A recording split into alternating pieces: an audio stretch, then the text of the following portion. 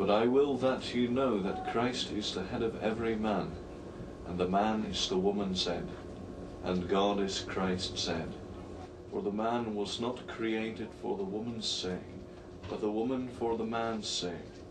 At the start of the 17th century, the accepted social and religious belief throughout the world was that women were inferior to men. Puritan men and religious leaders deeply mistrusted women, considering them daughters of Eve, and therefore greedy for both power and sexual gratification. The Salem witchcraft trials began in 1692, when 2 young girls were accused of being bewitched. Hysteria quickly swept the colony. The colony's royal governor, William Phipps, created a new court to hear the witchcraft cases. Over 100 people were accused of being witches or wizards. 20 of them were executed, and 4 more died in prison. 16 were women.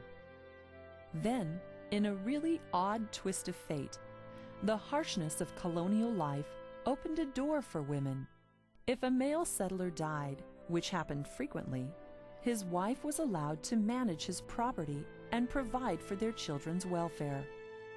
Out of necessity, they demonstrated that women could be independent and survive. Most of these unheralded female heroes of America's early colonies remain unknown. 2 women who took advantage of this newfound independence emerging in the Massachusetts Bay Colony were Anne Hutchinson and Anne Bradstreet. Anne Hutchinson was born in England in 1591.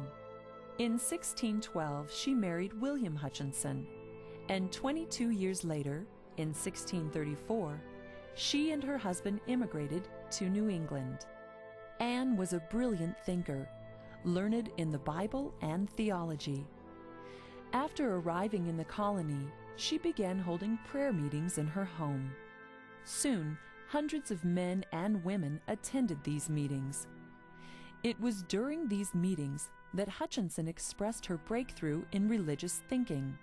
She denied that conformity with the religious laws was a sign of godliness, and insisted that true godliness came from an inner experience of the Holy Spirit. But her own Puritan church leaders thought her ideas heretical. She was tried and banished from the community.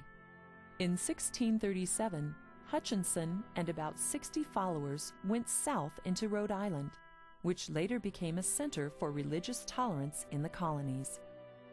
Anne Hutchinson's courage helped open the door for later women to embrace an American independent spirit. One of these women was Anne Bradstreet. Like Anne Hutchinson, Bradstreet was born in England. Well-read and educated, she arrived at Massachusetts Bay Colony in 1630 as an 18-year-old newlywed. Anne discovered life in New England was simple and rewarding. Soon she began writing poetry that reflected the change in colonial women as they began to embrace their destiny to become new, independent American women. This change was expressed in her poem on Queen Elizabeth. Now say, have women worth, or have they none? Or had they some, but with our queen is it gone? Nay, masculines, you have taxed us long, but she, though dead, will vindicate our wrong. Let such as say our sex is void of reason know 'tis a slander now, but once was treason. Anne Bradstreet. When her first volume of poetry, The 10th Muse Lately Sprung Up in America by a Gentlewoman of Those Parts, was published in London in 1650, Bradstreet became America's first poet. Anne Bradstreet died in 1672 in Andover, Massachusetts. One of her poems, or one of the stanzas of the prologue, really captures it. She says, "I am obnoxious to each carping tongue who says my hand a needle better fits. A poet's pen all scorn I should thus wrong. For such despite they cast on women's wits. If what I do prove well, it won't advance. They'll say it's stolen, or else it was by chance." She's saying to her readers very carefully in that poem that if her poetry is good, those who read it will say, how could a woman have done this? And several men in her community wrote testimonials that this was actually her poetry. They'll say it's stolen, or else it was an accident, it was by chance. And Bradstreet was to prove them wrong. The first edition came out in 1650.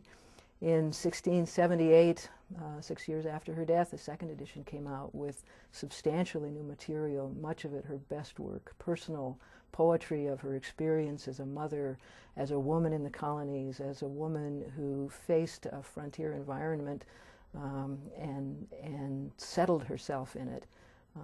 She gives voice to a woman's experience from the very beginning of white women's settlement in North America.